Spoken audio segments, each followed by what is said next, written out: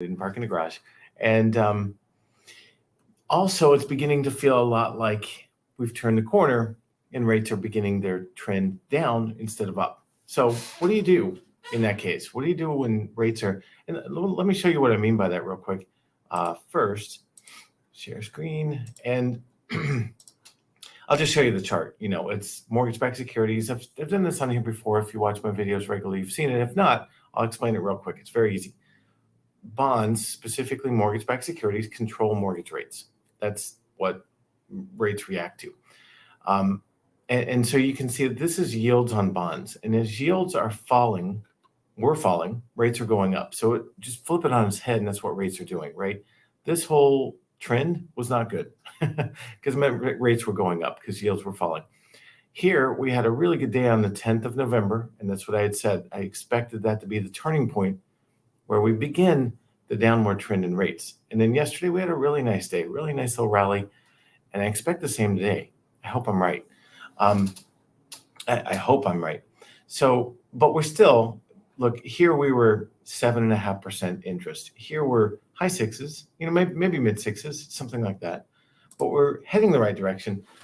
But I firmly think we're heading toward about a 5% interest rate, 30-year fixed. I don't know when we'll get there. It could be 3 months, it could be 18 months, right? It's never a straight line down, but the trend is our friend now, whereas it wasn't all of 2022. So what do you do if you're buying a home? Do you just wait for 5% rates? Well, you can, but there's an inventory problem. And when rates hit 5% or 5.5% or get close to that, I think there's going to be a rush into the market again. Maybe not like 2021 where you're bidding $50,000 over asking price just to get an offer accepted, but I think it's going to get pretty hot again. And now it's not. There's still some sellers. I talked to someone yesterday. There's still some sellers that aren't with the program. They're still trying to get $50,000 over what their house is worth.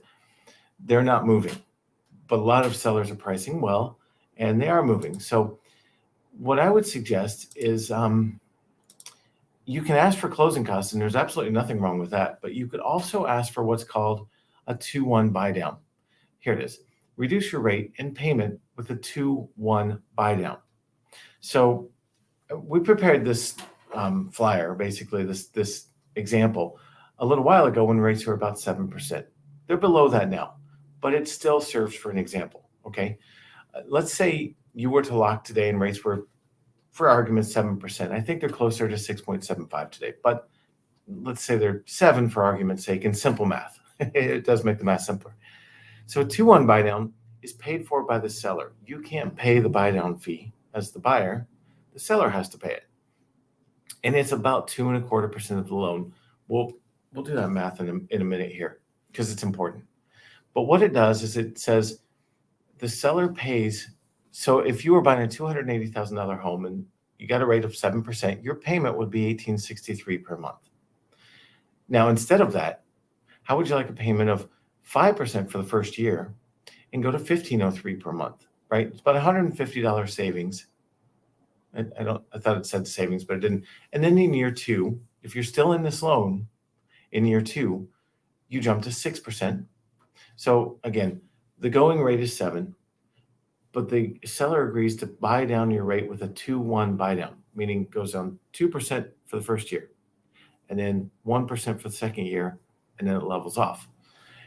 Now, the great thing about that, and so you can see you save $150 a month, you save, well, it's more than that, $250. Sorry, my math is off. Yeah. You save a lot of money per month, so your monthly payment is much, much lower. But here's the great thing about it. If you agree, like I do, the rates are heading toward 5% anyway, but not as a 2-1 buy down, but just the rate itself is heading from 7-ish to about 5.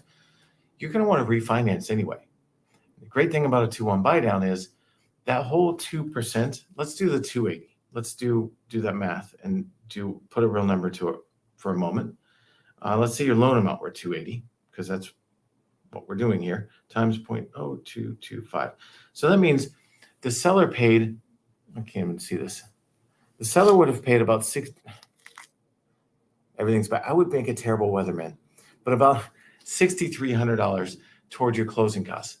That's now your money, and you're using it up every month a little bit to get this lower payment.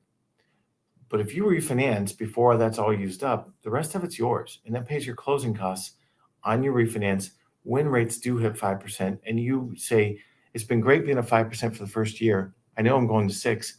Let's refi, lock it in at 5 for 30 years and be done. Well, the seller has paid most of your closing costs, or at least a good portion of your closing costs, with what's left over of that fee for this 2-1 buy down. Does that make sense? I hope it does. Oh, sorry. I need to, I don't know how to get rid of this. So I guess I'll just leave it up there. If you want more information on that, that's fine. But really, it's just a negotiation. Your real estate agent can negotiate a lower payment via the 2-1 buy down. And I think it benefits you right now because you start with a lower rate and then you stick with a lower rate when you refinance when rates do hit, 5%. And it could be 5.25, could be 4.75, but somewhere in that range we will be soon. Soon meaning soon. I don't know, within a year, I suspect. Could be 18 months, could be 6 months, but I think we're heading definitely in that direction, and that's probably where we'll end up. So that's what I would do today. Wish I could stop sharing, but I don't think I can. That's what I would do today in order to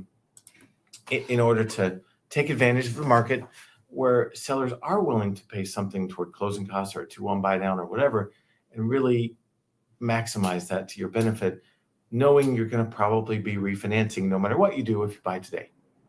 But if you wait until rates hit 4.75 or 5%, I don't think sellers are going to be as willing to pay closing costs at all. So I would take advantage and lock in the price because prices will go up too. If I can help you with a pre-approval, let me know. I would love to. And it's a great day for it. It's a cold day, good day to be inside getting a pre-approval done. I'd love to help you today.